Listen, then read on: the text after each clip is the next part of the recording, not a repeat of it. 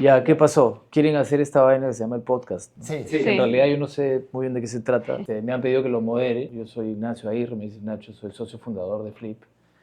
Los chicos me han pedido que modere un podcast. Vamos a hablar de inversiones como una hora, ¿cierto? Sí. Me acompañan Julia, Pablo y Johnny. ¿Cuáles son sus títulos? Trabajan en Flip. Todos. A Pablo y Julia ya, estos son ya medio famosos porque los han visto en los videos, pero lo cierto es que Johnny está viendo más temas de inversiones, Pablo y Julia más temas comerciales, ¿no? Estratégicos, visuales, virales, comerciales. Yo siempre al servicio de ellos para poder sacar Flip de casa y llevárselo a toda la gente a sus corazones. Eso es esto. Entonces, me voy a encargar de moderar temas de inversiones. Ustedes tienen la agenda, creo que es tipo de cambio, déficit, deuda, Big Beautiful Bill, rentabilidad, futuro, envidia y sabe Dios. Ahí vamos a ver qué sale. Bienvenidos. Bienvenidos. Y ya, ¿cuáles son los temas en materia de inversiones? Que en el año tienen a la gente preguntándose de qué se trata, cómo influye en mis inversiones, ¿no? Y cuál es la opinión de Flip y en todo caso la estrategia y demás. Tal cual, Nacho. O sea, arrancamos un buen año viniendo de otro muy bueno para Flip y para las inversiones, y en eso se vino el cambio de gobierno. Entró Donald Trump y empezaron a surgir las dudas sobre el momento de las inversiones. Entonces, primero, los aranceles. Trump iba a ponerse rígido con el tema de los aranceles con los otros países, iba a ponerse rígido con las inmigraciones, iba a ponerse rígido con los impuestos y la deuda, y esos eran una serie de temas que la gente escuchaba y nos preguntaba. Flip, nos ayudan a entender qué significa esto, y creo que podríamos empezar por ahí, con el tema de los aranceles y qué ocasionó eso con las inversiones. Bacán, entonces ha habido un montón de retórica alrededor de Trump, ¿no? Desde que estaba de candidato a no va a salir de ninguna manera, hasta de repente sale con las justas, hasta salió lejos, ¿no? En ambas cámaras, con una votación espectacular, una representación de locos pocas veces en la historia, ¿cierto? Y eso generó todo un trauma, digamos, porque la retórica era bien negativa de la prensa y bancos y demás analistas de lo que podía hacer este loco eventualmente en un segundo gobierno. Sí. Con lo primero que se mande es con aranceles, ¿cierto? Entonces ahí yo te preguntaría, Johnny, ¿qué pasó con los aranceles? ¿Cómo los viste tú? ¿Qué pasó? ¿Qué fue? Bueno, Nacho, es como todos en un inicio comentamos, esto fue un tema que generó mucho debate. Lo que hizo Trump apenas entró a su gobierno es anunciar aranceles para sus principales socios comerciales, ¿quiénes son? China, Canadá y México, de alrededor de 20% hasta 25%. Todo eso conllevó a que las inversiones caigan alrededor de 10%. Sumado a eso, hubo una serie de aranceles para los demás países también. Tú dices, claro, la bolsa se cayó como 10%. Sí. Se cayó 20% en realidad. O sea, la cobra se cayó 20%. Claro, en un inicio se cayó 10%, lo que en inversiones se conoce como una corrección. Luego hubieron más noticias también cerca del déficit, la deuda, otros cucos que aparecieron y llevó a que la bolsa se caiga cerca de 20% a inicios de abril aproximadamente, 7 de abril para ser exacto. Claro, porque empieza el año subiendo, ¿no? ¿Te acuerdas? Sí, claro. Empieza subiendo un poco el año, creo que subió 5 o 6% y después se cae 10% y después se mete 10 más abajo. Sí. Claro, y todo eso fue por los aranceles, ¿no?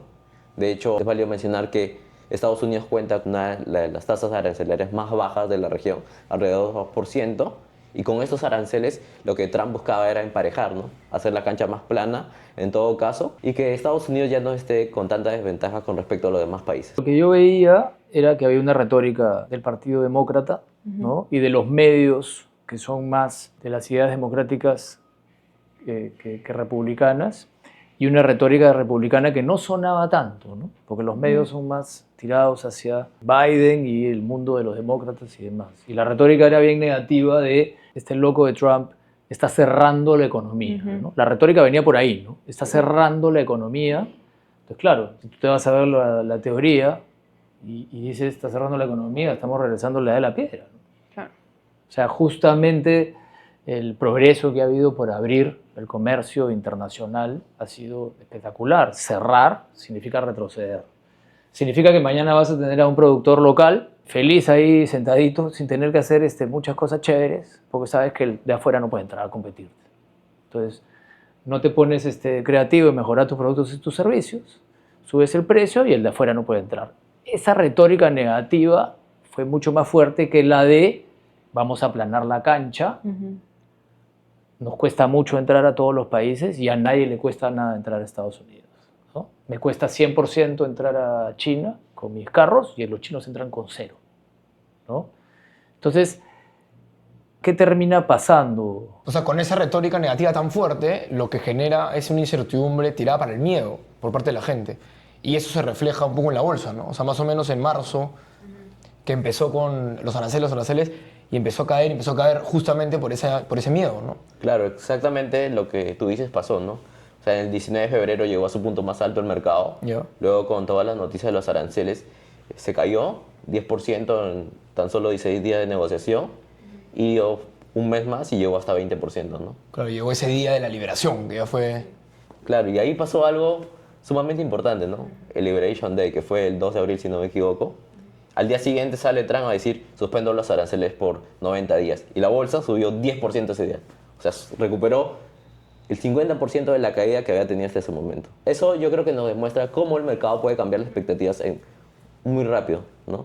Se había caído alrededor de 2 meses, 20%, y en un solo día recuperó gran parte de la caída, ¿no? Las expectativas cambiaron otra vez y volvimos a ver un S&P subiendo. Claro, entonces hay un par de lecciones ahí, ¿no? Que yo me llevo de todo esto, que lo he visto repetirse muchas veces a lo largo de la historia, ¿no? De inversiones, ¿no? Que, digamos, una cosa es lo que la gente piensa que está pasando, ¿no?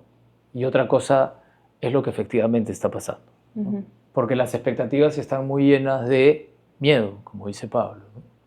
Hay una noticia, hay una retórica que se impone sobre otra, generalmente es negativa, ¿no? Y eso genera miedo y la gente vende. Y la bolsa se cae. Pero no necesariamente es cierto, ¿no? A veces esa retórica negativa termina no siendo cierta, porque el miedo le gana muchas veces a la verdad, ¿no?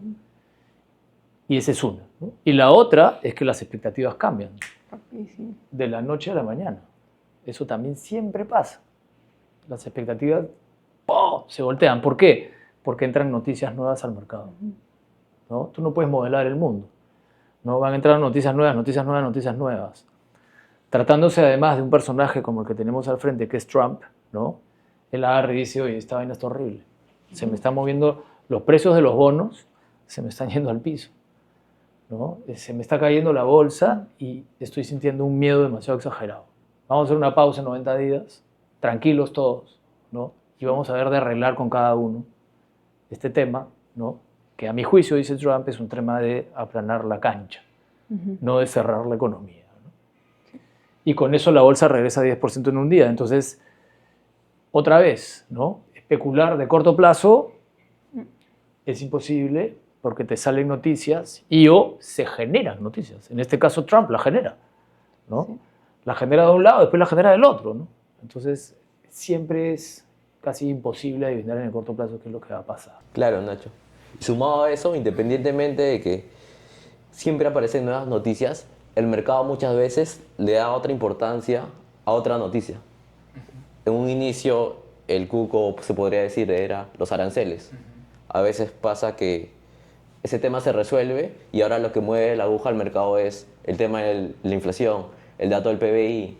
Otra noticia que antes no marcaba la pauta, pero ahora sí es importante, ¿no? Por eso es muy difícil hacerle timing al mercado. No sabes cuándo va a salir esa noticia, así como no sabes cuál noticia va a impactar de manera importante para las expectativas de los inversionistas, ¿no? Sí, esa es una pregunta que nos hacen mucho todos los clientes.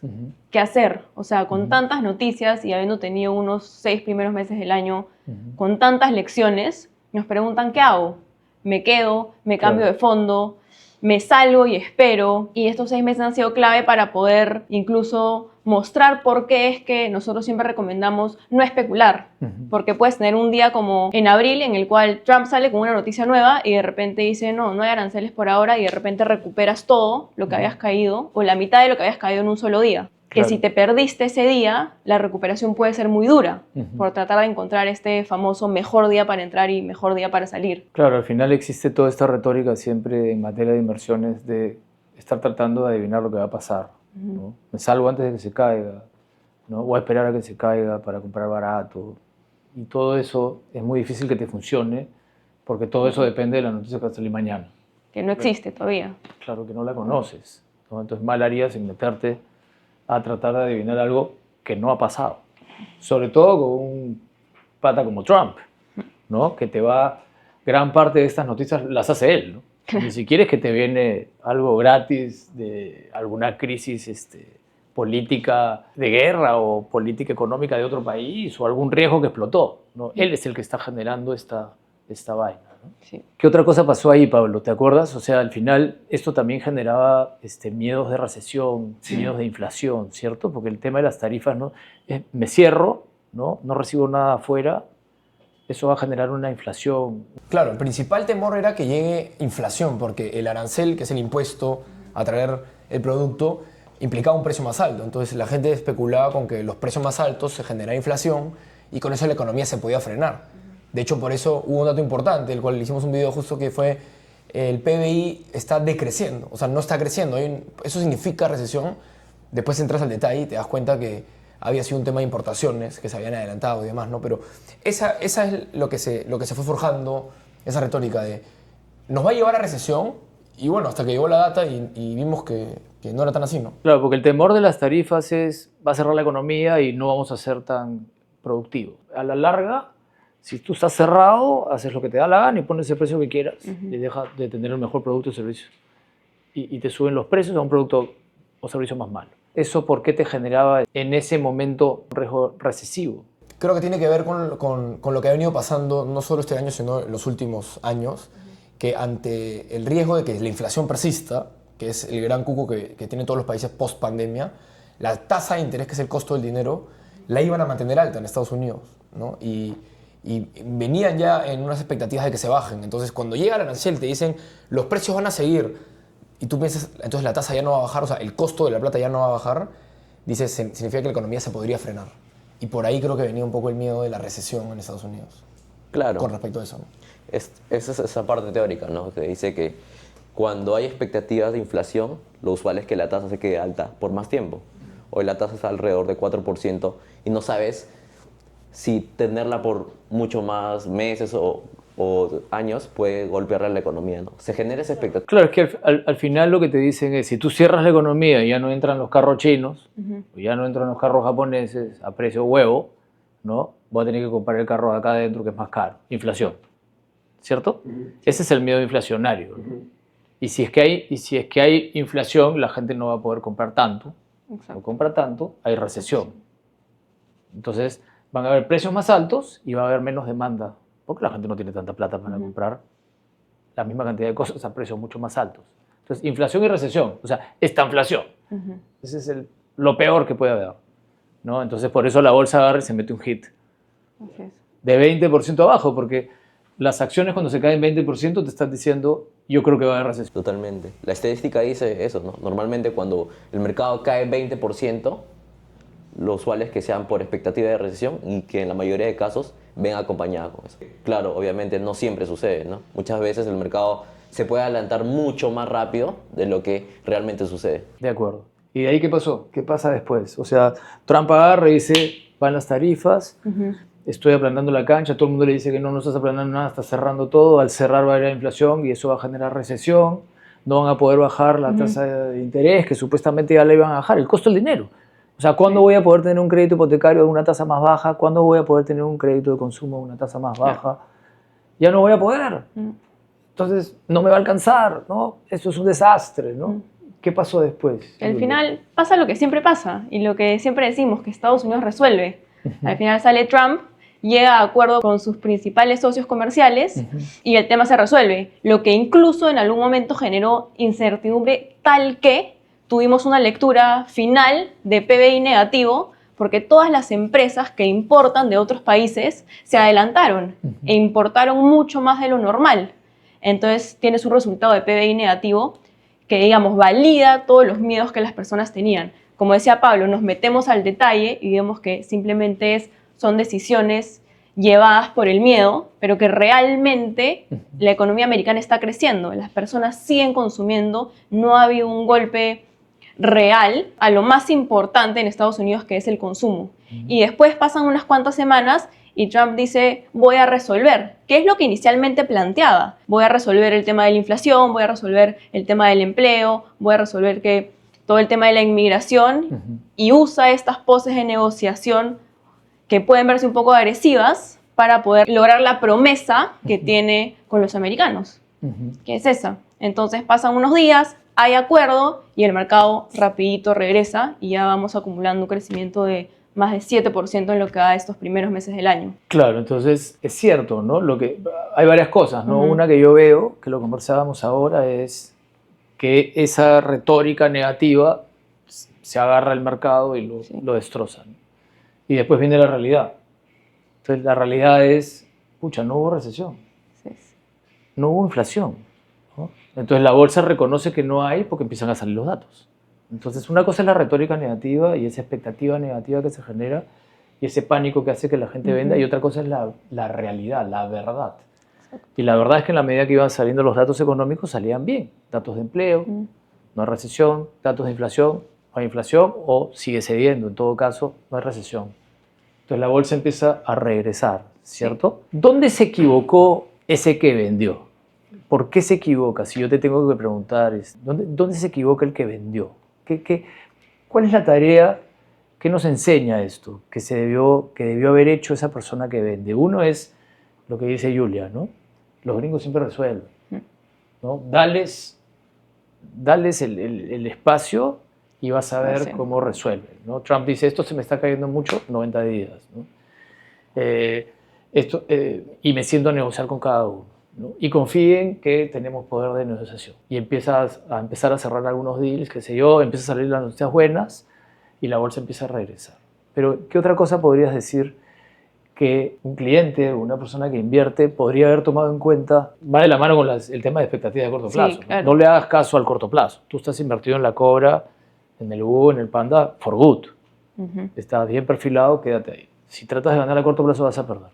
Pero digamos, matemáticamente hablando, ¿qué otra cosa se le pasó a la gente que vendió fuera de que los gringos resuelven y que no debe jugar con las expectativas? Inversor, ¿no?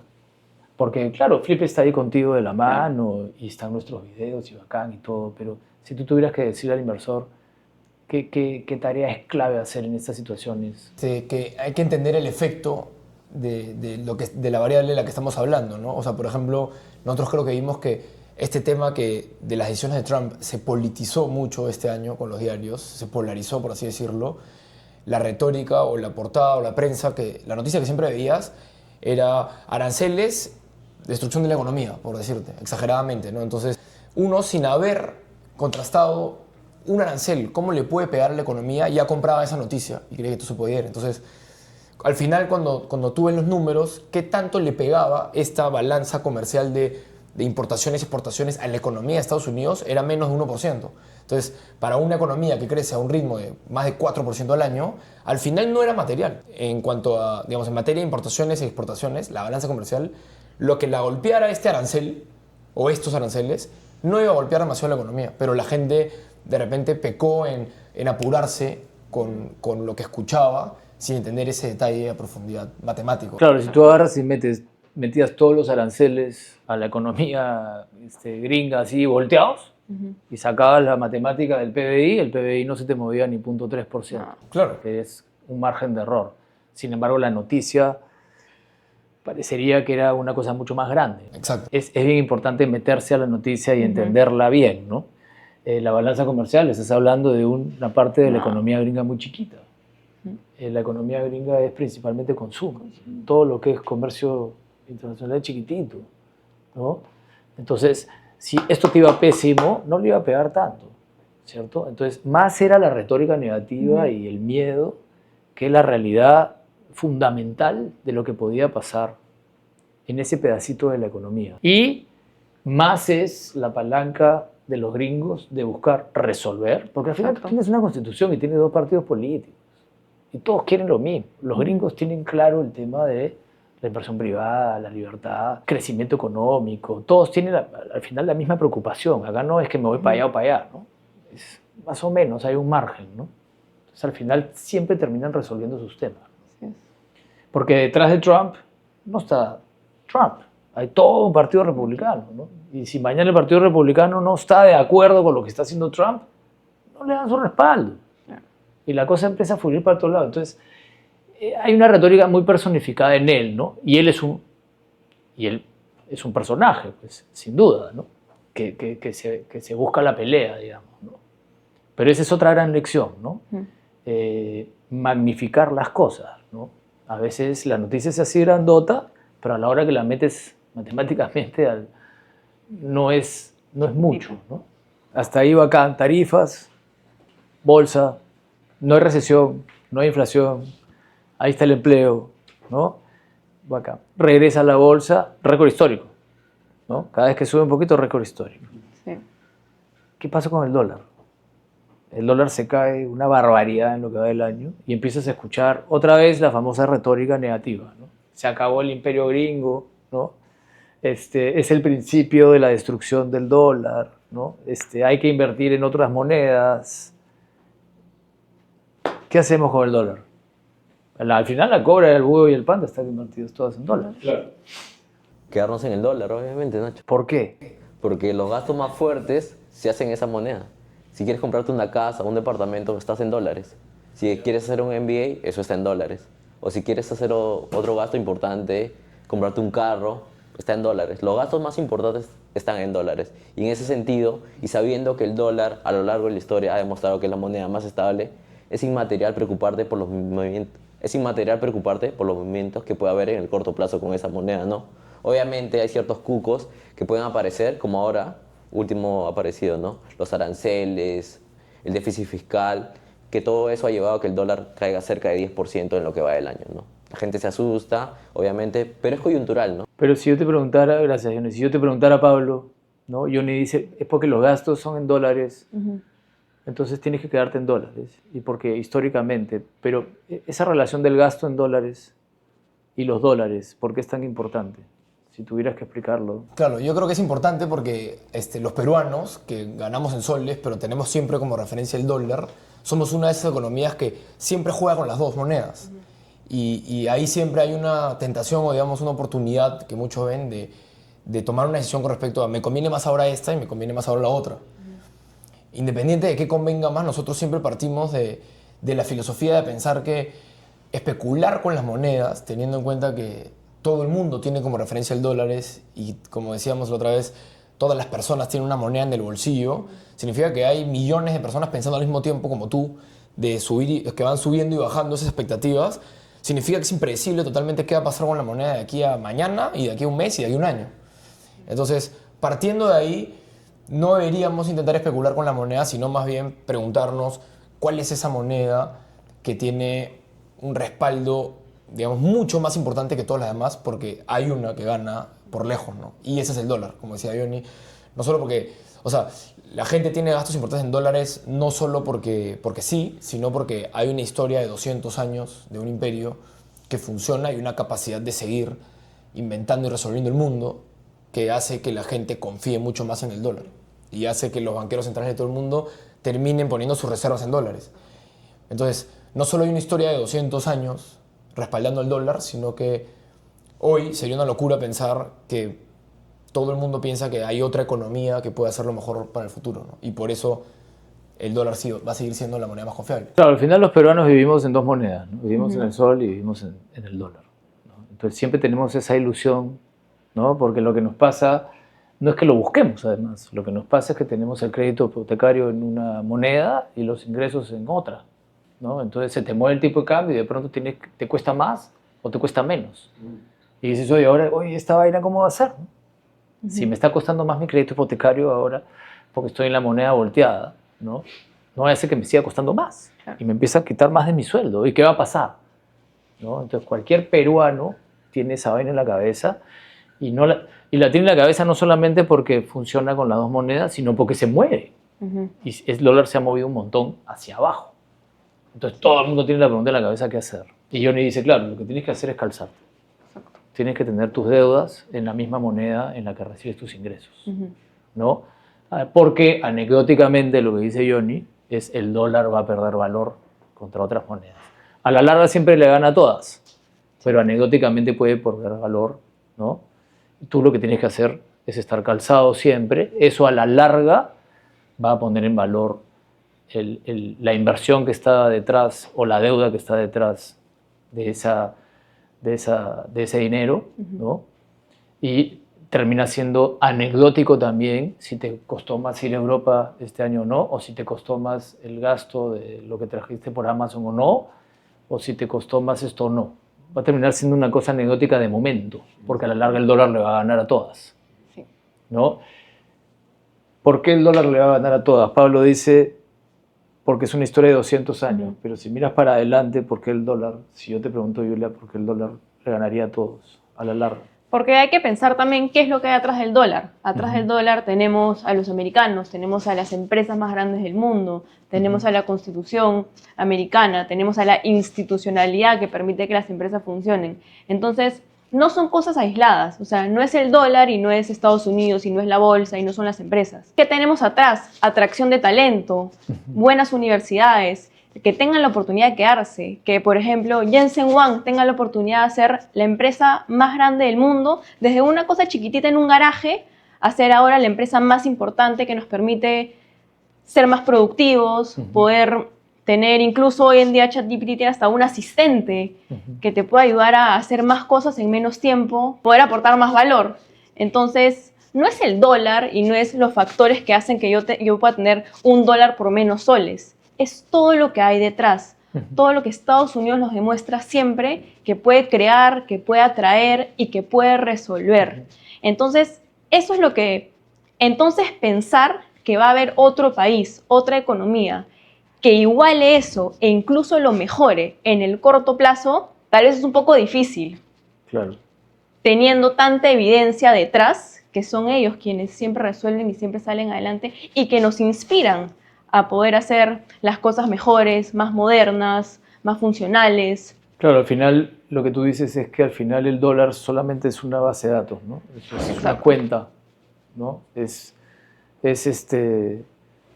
papelito lo que te dice es quién lo está haciendo mejor, Sí.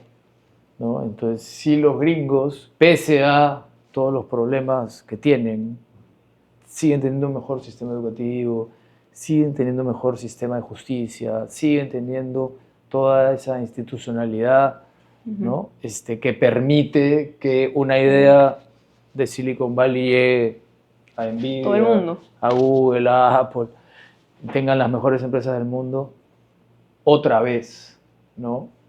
No vemos un cambio a nivel de competencia de los gringos que tú digas, oye, ya se acabó este imperio. Claro. Los chinos lo van a hacer mejor, o los europeos lo van a hacer mejor, ¿no? Parecería que los gringos van a estar ahí arriba un Siempre. buen rato, ¿no? De hecho, nos hacen sentir que recién empiezan, porque siempre tienen lo último, lo nuevo, y cada vez nos sorprenden con algo más increíble. Entonces siempre da la sensación de que vuelven a empezar, de que recién empiezan y pensar que hay... No. Entonces los demás países también tienen que incluso llegar a donde están, pero incluso superarlo. Claro. Cuando nos vienen demostrando que ellos siempre están por delante, siempre están a la vanguardia. Entonces eso es lo que está al final atrás del dólar. Claro, si al final ves el mercado chino y tú dices, mire, estos patas pueden hacer un edificio en 2 días, wow, ya lo superaron a los gringos, ¿no? Pero en realidad, cuando te pones a ver el tema de los salarios, y te pones a ver los factores de productividad, y te pones a ver sistema de justicia, y te pones a ver cómo funciona el gobierno, que sigue siendo, ¿no? una media dictadura ahí, por más que sea capitalista, dice, pucha, todos esos detalles no le van a permitir a la China correr a la velocidad que tienen que correr para poder alcanzar a los gringos, ¿no? Entonces, como dice Pablo, va a ser bien difícil que un Julio Velarde se voltee y le diga a su sucesor, oye, chévere, ¿no? Ahora invierte en yenes, ¿no?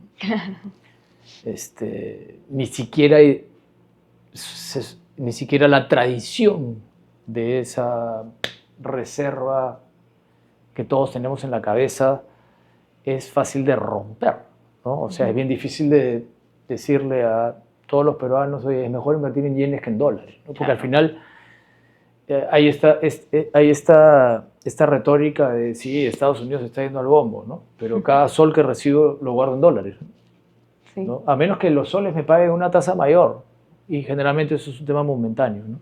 Así es. y después regresas al dólar de nuevo y te das cuenta que si te hubieras quedado en los dólares, te hubiera ido mejor que tratar de hacer esa curva de soles, ¿no? Entonces al final va a pasar lo que siempre pasa, ¿no? Que anecdóticamente el dólar pierde valor, ¿no? Porque algún riesgo político, económico, geopolítico se da y después no pasa mucho tiempo para que el dólar otra vez se arranque y le gane a todas las monedas del mundo, ¿no? Porque ¿qué hay atrás de ese papelito?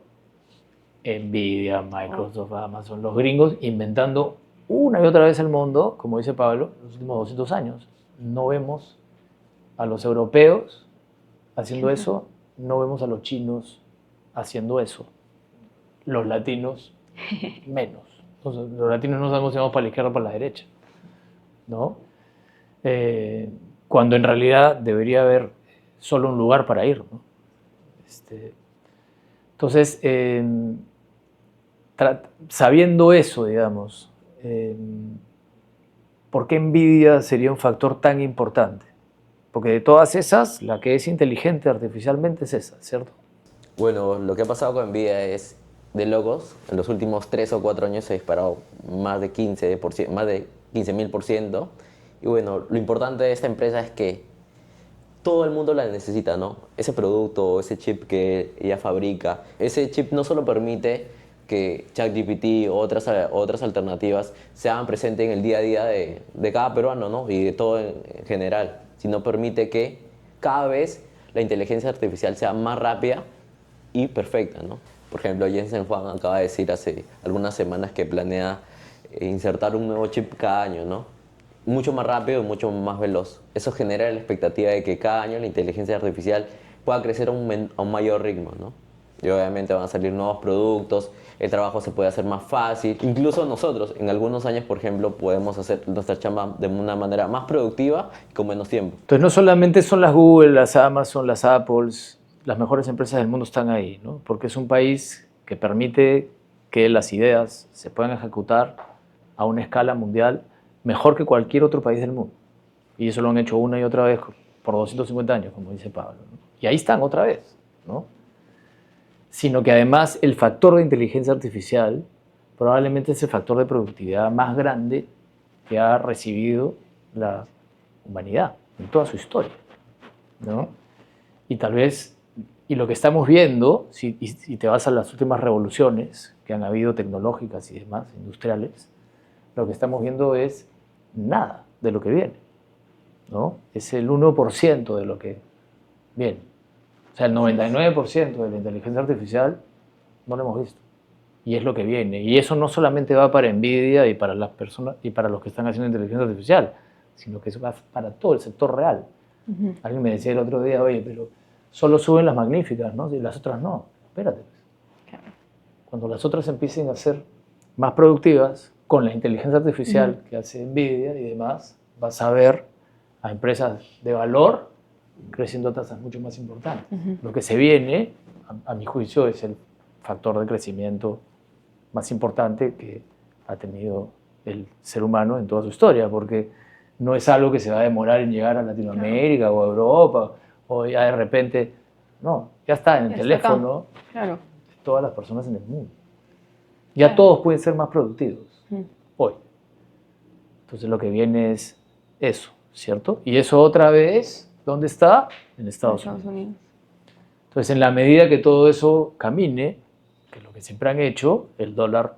Entonces, ahora hay otros, como dice Johnny, ¿no? Hay otros cucos en la economía, ¿no? Está el tema del déficit fiscal gringo, porque ya hablamos del déficit comercial, ¿no? Oye, es inmaterial, Trump no está cerrando la economía, está aplanando la cancha, le está yendo muy bien en ese negocio, ¿no? Ya cerró con Japón, con Europa, con los chinos, esto, el otro.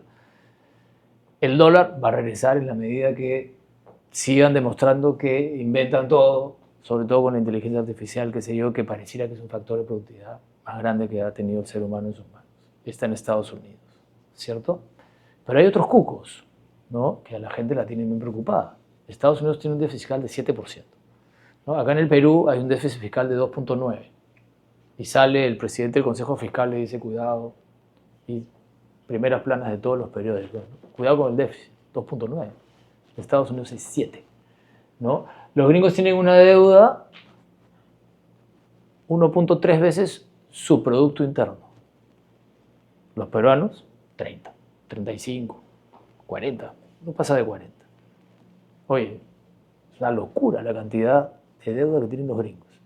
Entonces yo te pregunto, Pablo, ¿el déficit fiscal gringo de 7% es sostenible? ¿Es algo que nos tiene que preocupar? Mucha gente dice, eso es una bomba de tiempo, porque además hay una relación con la deuda, ¿no? Alimenta la deuda. Creo que para darle un poquito de contexto, ese déficit fiscal, que no es más que la diferencia entre los ingresos y los gastos del gobierno, recibe ingresos por impuestos y gasta para hacer lo que tenga que hacer, digamos, a nivel público. Esa brecha que hay, que es el déficit, como dice C7, preocupa porque históricamente esa relación digamos, de déficit versus su producción, que ahora es 7%, normalmente no ha estado tan alta. Ha habido casos que sí, ¿no? Pero cuando está a un nivel alto, prende las alarmas. Entonces, ahorita se está preocupando un poco la prensa, digamos, la gente se preocupa porque ve que el futuro que viene es que con las nuevas medidas que está tomando el gobierno de Trump, no pareciera, en primera instancia, que ese número fuera a mejorar. Pareciera que va a haber más gasto, va a haber menos impuestos recaudados, entonces el déficit podría crecer. ¿Cuál es el problema del déficit? Que cuando hay más gastos que ingresos, como en una familia, ¿cómo cubres tus gastos si son mayores que tus ingresos? Te endeudas, ¿no? Con tarjeta de crédito, pides tu crédito al banco y así puedes mantener esos gastos que quieres mantener si es que no te dan los ingresos. Eso en un país significa que el país se endeuda para poder cubrir esa parte de sus gastos y eso es lo que preocupa tanto a la gente, ¿no? Que Estados Unidos se va a tener que endeudar cada vez más. En primera instancia parece porque su déficit no pareciera que fuera a bajar. Claro, tú lo que me dices es que el gobierno, los países funcionan como la familia, ¿no? Tienen un ingreso, una serie de gastos, y les sobra algo, ¿no? Los gobiernos igual, tienen una serie de ingresos, principalmente de los impuestos que nos cobran a todos, una serie de ingresos, pero gastan más de lo que los ingresa. Ese gasto adicional de lo que les ingresa equivale a 7% de todo lo que les ingresa al año, ¿cierto? Entonces, si al año les ingresa 100, están gastando 107. Ese 7 históricamente es alto, no significa que no han habido periodos donde no ha habido 7, guerras y demás. Entiendo que la Segunda Guerra Mundial y otros periodos. Pero tú dices que además ese problema está atado al tema de la deuda, porque claro, ¿de dónde sacas esos 7? Tienes que pedir prestado. ¿Cómo piden prestado los gringos? ¿No? Salen y le piden prestado al mercado de inversiones, al mercado de capitales. ¿Cómo? A través de emisiones de bonos del Tesoro americano. Entonces los fondos mutuos, los family offices, los bancos, todo el mundo sale y compra los bonos del Tesoro americano y con eso financian, pagan ese hueco de 7. Entonces el problema es que si ese hueco se sigue abriendo, tu tamaño de deuda sigue creciendo, ¿no? Y ya tu tamaño de deuda es enorme y el déficit es enorme. Entonces yo te pregunto, Julia, lo que dice la gente puede ser cierto, ¿no? Si esto sigue aumentando y la deuda sigue aumentando, va a haber un momento que va a ser insostenible, va a decir ese país es inviable, oye, dame mi plata, me la llevo a otro lado. Claro, pero aquí hay un detalle importante, es lo que hablábamos hace un rato de la importancia de meternos a la noticia. Es que mucha de la deuda que tiene Estados Unidos es con él mismo. Es con ellos mismos para poder financiar sus proyectos. Entonces, si te debes a ti mismo, sabiendo que te estás endeudando contigo mismo para poder generar más proyectos, más productividad, al final no es una deuda ni cara, ni que tengas encima y que te atormente y que tengas que pagar, sino es una deuda. Sino, algo que siempre hablamos es, cuando uno tiene una fórmula ganadora, a esa fórmula le puedes poner plata. Entonces puedes recibir más plata para poder seguir haciendo estos proyectos que te están generando mayor retorno, mayor productividad, mayor innovación. Claro, entonces lo que tú me dices es, espérate un ratito, Nacho, no es 130% de deuda sobre 100 de su PBI, ¿no? Que es históricamente lo más alto que han tenido. Los gringos vienen de 70% de deuda sobre su PBI, ahora están en 130%. Es una locura. Lo que tú me dices, Julia, es que el 40% de esa deuda, o sea, de esos 130 puntazos hay 40 puntos, que es plata que se deben a sí mismos. O sea, el Banco Central de Reserva, Julio Velarde, le presta plata al gobierno. Exacto. Entonces, es como cuando el empresario le presta plata a su empresa. Claro, para crecer más. Si su empresa está pasando por un mal momento, no la va a quebrar, ¿no? De repente le cobra después, o nunca. Claro. Entonces, cuando tú haces ese ajuste, cuando tú haces ese ajuste te das cuenta que no deben tanta plata. Exacto. Pero hay otro juego, ¿no? Y el otro juego es relativo, ¿no? Relativo a los otros países, ¿cierto, Johnny? Porque al final tú tienes un dólar en la mano y tienes un montón de países, ¿no? ¿Dónde lo pongo, no? ¿Dónde lo guardo? ¿Dónde no lo pierdo? Dice Julio Velarde, dice el tesorero de Bacus, el de Cementos Lima, ¿no? La señora que tiene plata, ¿dónde lo pongo? ¿A qué país se lo pongo? ¿A qué moneda se lo pongo? Entonces, también en inversiones hay lo que se llama este juego relativo, ¿no? ¿Puedes explicarlo? Digamos, a la hora que yo tengo un dólar, a la hora que tengo moneda, escojo Estados Unidos, pensando solo en la deuda. ¿Por qué? Porque los otros países están igual o más endeudados que los gringos, ¿cierto? Sí, bueno, es verdad, ¿no? Hay países, por ejemplo, como Japón, que es una de las economías más grandes del mundo, que están 300% endeudados con respecto a su PBI. Hay también países cercanos como España o Francia, que también son economías importantes que de hecho están un poquito por encima de lo que está en Estados Unidos o un poco menos, pero a nivel general, obviamente, Estados Unidos sigue siendo la economía más importante y más segura del mundo, ¿no? Hoy en día nadie pone su plata en euros o yenes japoneses, ¿no? Claro. La referencia es el dólar y es por excelencia la moneda de preferencia del mundo, ¿no? El 60% de las reservas internacionales, o sea, la plata que tienen los bancos centrales en el mundo, está en dólares, ¿no? Eso te da seguridad, ¿no? Incluso lo podemos ver ahora. La referencia cuando una persona quiere valorizar una empresa sigue siendo el bono del Tesoro americano, ¿no? No ha pasado, no ha habido ningún cambio en cuanto a esa referencia, ¿no? Incluso a Estados Unidos le bajaron la calificación hace algunos meses, ¿no? Una de las calificadoras más importantes le cambió la nota de 20 a 19, ¿no? Claro, lo que tú me dices es, cuando yo te digo esto es un juego relativo, y dices, a ver, ¿a quién le va mejor, no? O a quién le va menos mal, ¿no? Porque los gringos tienen sus problemas también, ¿no? Al final, ya que los gringos siempre ganan, ¿no? Al final Julio Velarde le pone la plata a los gringos otra vez, la señora pone sus ahorros ahí, el señor también, el tesorero de las empresas más importantes del Perú y del mundo pone su plata ahí, todos los países hacen lo mismo, ¿no? Porque hay un juego relativo, ¿no? Y en ese juego relativo ganan los gringos. Si se trata de la deuda, todos se endeudaron más a raíz de la pandemia. Entonces todos pasaron, si Estados Unidos en 70 y se fue a 130, Italia, España, todos también volaron por la pandemia y todos están buscando ordenarse. Entonces en ese juego relativo Estados Unidos se sigue viendo mejor, sigue estando mejor, pero sobre todo por algo que mencionó Julia también. Julia dice, porque además se dan el lujo de tener la tasa más baja, ¿no? La gente percibe esa deuda como la menos riesgosa del mundo, ¿no? Y eso tiene mucho que ver con algo que acabas de mencionar, que es la capacidad de los gringos por generar crecimiento, que Pablo lo menciona también al principio de la reunión, ¿no? Es increíble ver un país de 300 millones de personas, ¿no? Creciendo al 4 o 5%, ¿no?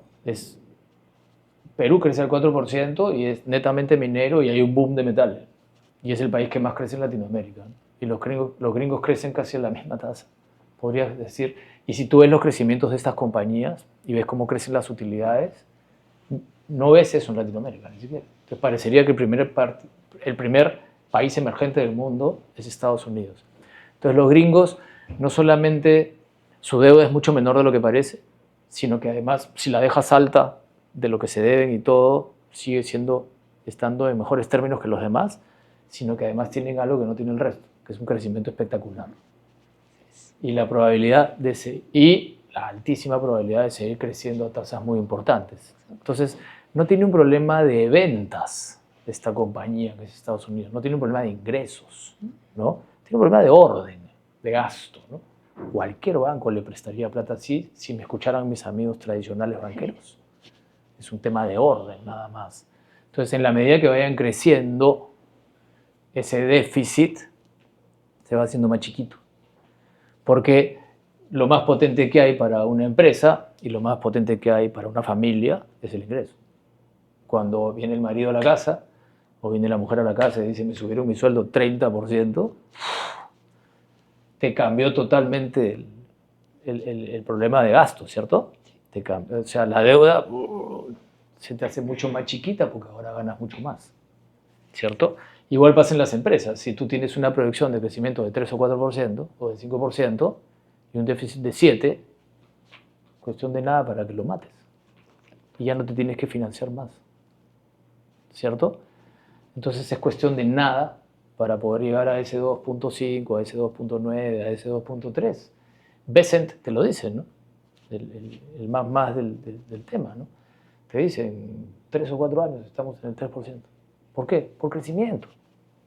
Lo que hay que es ordenar un poquito la casa, que hay de dónde sacar grasa un montón, ¿no? Y vas a ver cómo el déficit se te hace chiquitito. Por eso se financian a tasas más bajas.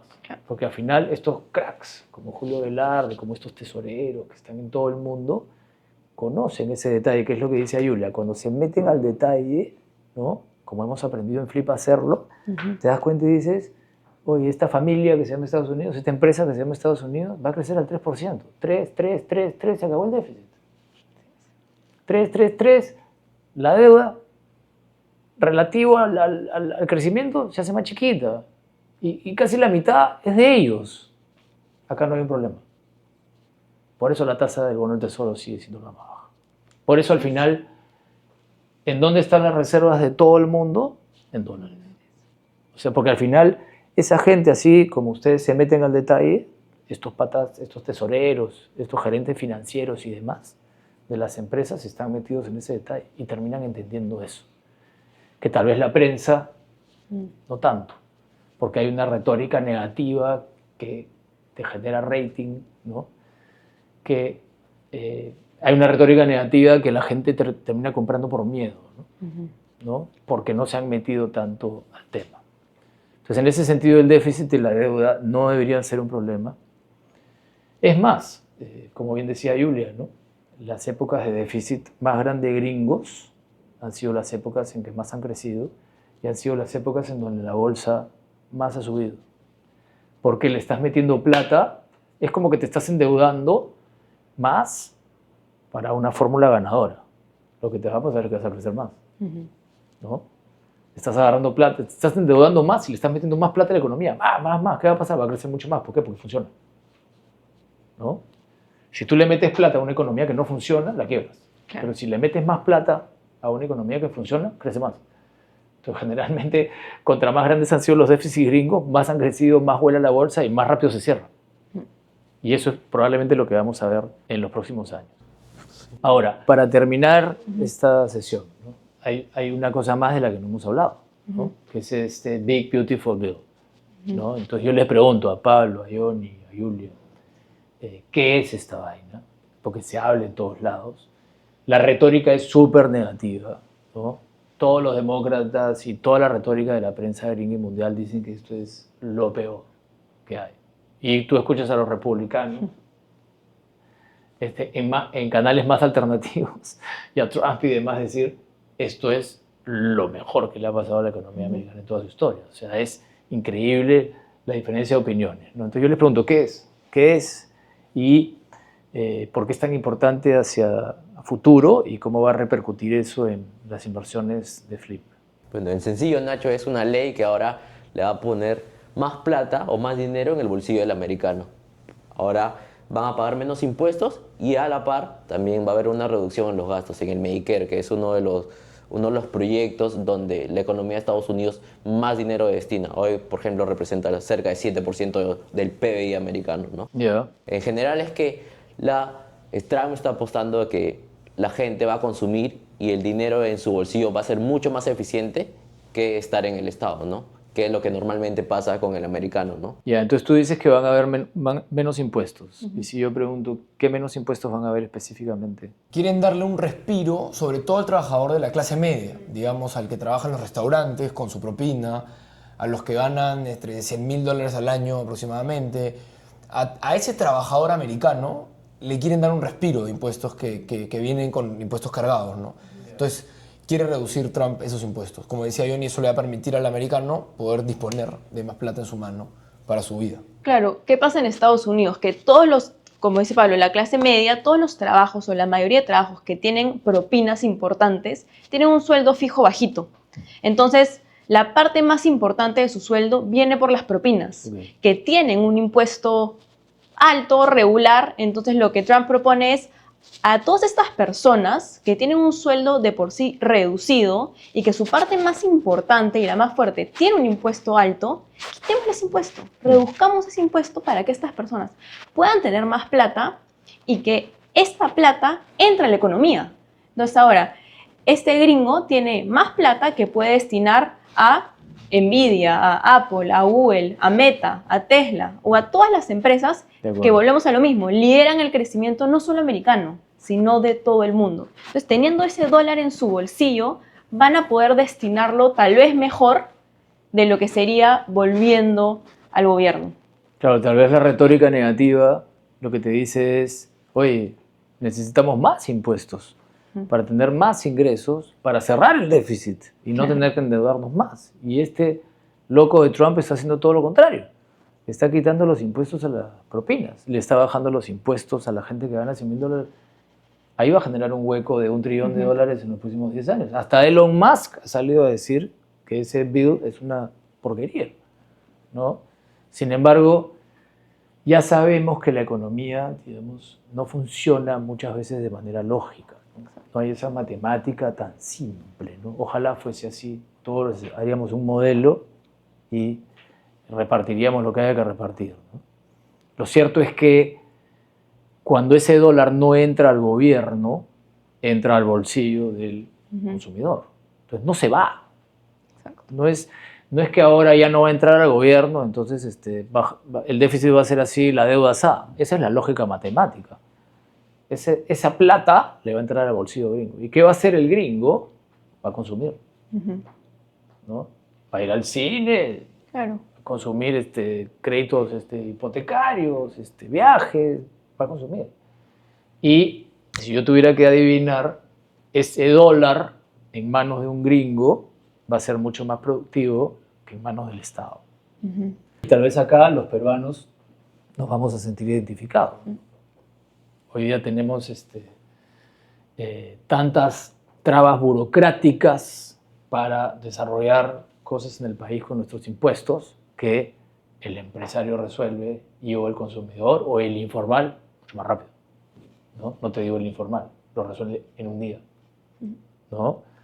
El señor del Ministerio de Transportes y Comunicaciones recibe unos trenes y dice que se demora 6 años. ¿No? Entonces en Estados Unidos pasa un poquito de eso, no tan grave, mucho menos grave, digamos, pero el Estado no funciona tan bien como funcionan las personas.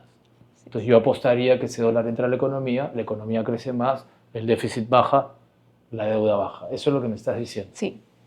Bacán. ¿Qué otra cosa hay en ese Beautiful Bill que valga la pena mencionar de cara a las inversiones, a la retórica que existe positiva o negativa? Bueno, otra parte importante es la reducción en el gasto es Medicare, que es uno de los programas más importantes que tiene el gobierno americano. Como dije hace algún momento, representa el 7% del PBI americano, una cifra importante para los demás gastos, ¿no? Y cerca del 20% del ingreso del Estado, ¿no? Ahora se pretende reducir en cerca de 6% aproximadamente, ¿no? Eso va a significar más plata para el Estado y que obviamente se utilicen los recursos de una manera más eficiente, ¿no? De acuerdo. Entonces, digamos, Trump sale con todo, ¿no? El país polarizado, no tanto, ¿no? Porque es bien más Trump ahora, sí, desde que salió. Y ahora yo te diría que un poco más. Si tú ves las últimas encuestas, Trump, pese a toda la retórica negativa que ha recibido, está con más aprobación que antes, ¿no? Y muchas de las medidas que ha tomado particulares tienen un alto nivel de aprobación, ¿no? Desde los temas de género, de seguridad, en fin, pacificación, ¿no? Conflictos, etcétera, etcétera, ¿no? Entonces, al final, este tema de los aranceles es inmaterial matemáticamente hablando. Pareciera que efectivamente está aplanando la cancha y le está yendo muy bien porque tiene la palanca para negociar. Más daño se hace en esos países, ¿no? Que Estados Unidos en esa negociación, si es que no llega a buen puerto con los gringos. El mercado la economía te está diciendo que es así, la bolsa, porque no hay recesión, hay empleo, no hay inflación, ¿no? En cualquier momento Powell va a tener que empezar a bajar las tasas de interés, ¿no? Parecería que viene un ciclo de baja de tasa de interés, eso debería hacer que la economía crezca más, ¿no? salen todos los datos, salen buenos, y la bolsa regresa como un rayo y se mete récord, récord, récord, récord, récord, récord. Entonces parecería que estamos parados en el país que sigue liderando el mundo y que lo va a seguir liderando, sobre todo de la mano de la inteligencia artificial. ¿Qué va a pasar con nuestro búho, con nuestra cobra y con nuestro panda en los próximos años? ¿Qué mensaje le podríamos dar a los clientes ya para cerrar, Pablito? Bueno, Nacho, como siempre, en el corto plazo pueden pasar un montón de cosas. Y es a donde nos lleva la tentación a la mayoría de decidir de hacer algo, ¿no? Por oportunidad, para ganar algo o por miedo a perder algo.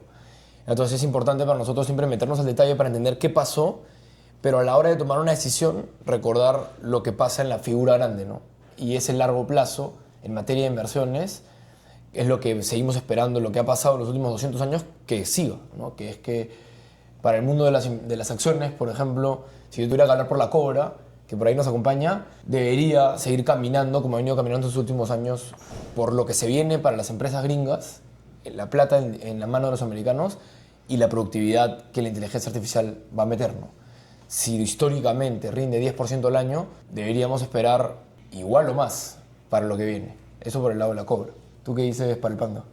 Bueno, para el Panda vemos que es nuestro fondo de solo bonos. Esperamos que la tasa siga bajando y que el Panda siga rindiendo y suba de precio en los siguientes meses, ¿no? Obviamente no a una fuerte velocidad porque esperamos también que la inflación continúe cediendo y que en el corto plazo puedan haber algunos baches que pueda acelerarla, pero que en la figura grande se reduzca y Powell tenga que bajar la tasa eventualmente, ¿no? Y por el lado de nuestro búho, que es la mezcla de la Cobra y el Panda, mitad acciones y mitad bonos, bueno, lo mismo, ¿no? Que por el lado de las acciones puedan seguir creciendo y por el lado de los bonos también continúen estabilizándose y que continúe el crecimiento. Yo creo que eso es, ¿no? Al final, estar sentados en la economía que lidera el mundo y que la va a seguir liderando. Lo más probable es que resuelvan todos sus problemas. Me queda claro que ya han resuelto gran parte de toda esa retórica negativa, ¿no? Ya no se habla de recesión, ya no se habla de inflación, ya no se habla de desempleo, ¿no? Resultados de las empresas espectaculares, ¿no? Ya pasó el bill, que le da a devolver mucha plata a los gringos. Probablemente el crecimiento sea mayor aún en los años que veamos. La inteligencia artificial debería desarrollar un factor de productividad para todas las empresas del S&P 500 y para el mundo en general, ¿no? Entonces parecería que se vienen años muy buenos en ese sentido. Nunca sabemos de corto plazo, no se especula, bien perfilados, for good, ahorrando, invirtiendo, Estados Unidos en dólares, vas a poder generar tu riqueza en la Cobra o cuidar en el Panda tu platita y tener tu renta. Y si estás a la mitad del cuento, claro, los chibolos se van más a la Cobra, ¿no? Los que ya lo hicieron se van a su renta, no quieren esa movilidad. Y si estás a la mitad del camino, eso es, ¿no? Sí. Eso es. Les agradezco mucho Gracias, Nacho. No, gracias. Gracias. este podcast. Muchas gracias. Nos vemos. Gracias. Chao. Primera Nos vemos. edición.